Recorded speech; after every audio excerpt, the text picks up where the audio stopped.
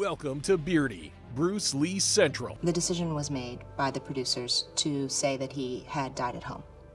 When that news got out that he had not died at home, the tabloid press went crazy, but my mom knew, make it bigger and crazier than it needed to be. Hey everybody, it's Beardy here. What's going on, guys? So Linda Lee was Bruce Lee's wife, and now she's called Linda Lee Cadwell, but back in those days she was called Linda Lee, and she basically reveals everything about Bruce Lee in this interview. So here you go, guys, enjoy. I am Linda Lee Cadwell, and I was married to Bruce for 9 years, from 1964 to 1973.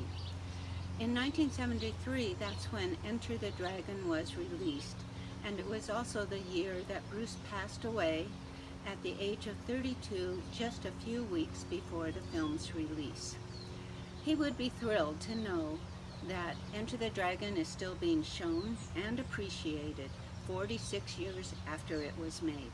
And of course we know the reason why it is so popular, because of Bruce's charismatic performance. The making of Enter the Dragon was a seminal moment in Bruce's life. We were living in Los Angeles in the 60s, where Bruce taught Kung Fu, and he also appeared in several films and television shows, including as Kato in The Green Hornet. However, it was difficult for him to break into the Hollywood circuit as an established actor because of prejudice towards him being Chinese. The studios said that a Chinese leading man in a film was not acceptable. So Bruce set out to prove them wrong. So in the early 70s, we moved to Hong Kong, where Bruce made 3 movies which were overwhelmingly popular and caught the attention of Hollywood. And so it happened that Enter the Dragon was the first co-production of an American film studio and a Hong Kong company. Bruce felt certain that this film would gain him entry into the worldwide market of entertainment as an actor, as a director, a writer, or producer, as it surely would have had he lived to see it. He had an aneurysm, or the death hands got him, or, you know. Forensic scientists from around the world came up with the conclusion that he had had a hypersensitive reaction to this medication that he had been given for a headache, and that had caused the fluid on his brain, and that he had succumbed to that. Still something that people cannot believe. He liked to watch his Chinese, Cantonese movies on TV, mainly because he didn't like so much the movie, as he would be studying the techniques they were using and to see what they did good and what they did bad, and so what he could use. Not only Cantonese movies, but any kind of movies. What about the fighting movies, the Chinese boxing movies for Wong Fei-hung? Does he like that? Yeah, he likes to watch it, yeah. He could pick out what he shouldn't do because it didn't look very good, or what, or the other way around too, what was good, Besides that, he liked to watch those movies because he knows most of the people in those movies, and he often worked with them when he was a child. Coming back to the music, Linda, I see that Bruce likes Sergio Mendes a lot. Any particular reason for that? Because of the beat. Bruce can dance really well. Yeah, he was, in fact, in 1958, I think he was the Cha-Cha King of Hong Kong. Right. Yeah, and so he really likes music that you can move by. And he used to put music like this on and jump around the room and spar and do movements, trying to get a flow going. Does he find that the two go together? Before it comes, you have already to, your response is often before you have been attacked. You have to be that quick. He was, anyway. And what about your son, Linda, Brandon? I believe he is also quite a martial artist himself. Well, he's very, very physical. He's very strong. He can do some elementary things like side kicks, and I believe he did that on television.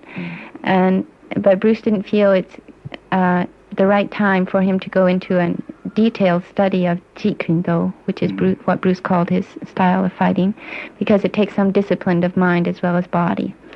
So he started Brandon in judo, not because he believes judo is a good defensive way of fighting, but more because it involves bodily contact and because you learn to handle your own body.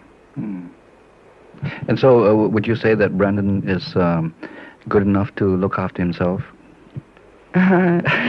Depends. Look after himself from who? I mean, if he gets into a fight, I mean. With another 8-year-old, to say? Definitely. More than able. He's proved it on more than one account. He's very much like Bruce. Like if anyone does something wrong, for instance, one time my son and my daughter were playing at another child's house, and this other boy pushed my daughter down, and Brandon took after him and really beat the dickens out of him. He wouldn't stop.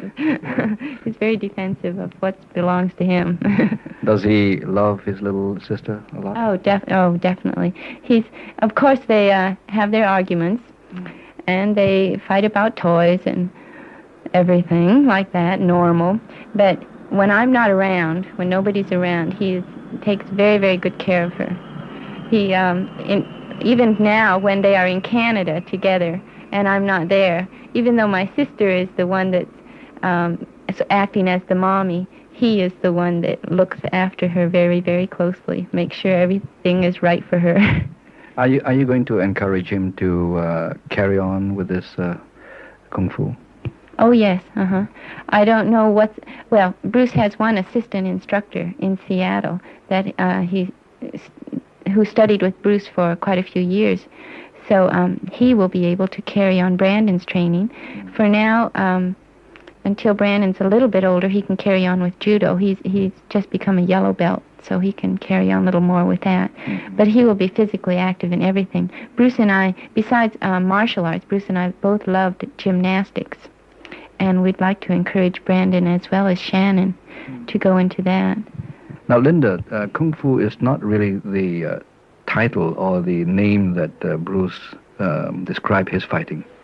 No, he didn't actually call it Kung Fu. The actual name he used was 𝘽𝙧𝙪𝙘𝙧, but he didn't actually like to have a name or a style branded on his way of fighting, because he felt that fighting is something that evolves of itself.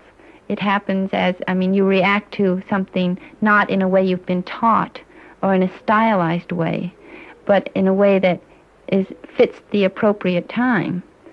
And so he hated to be labeled with a certain style, but the name he used was 𝘽𝙧𝙪𝙘𝙧. What does that actually mean? The actual translation is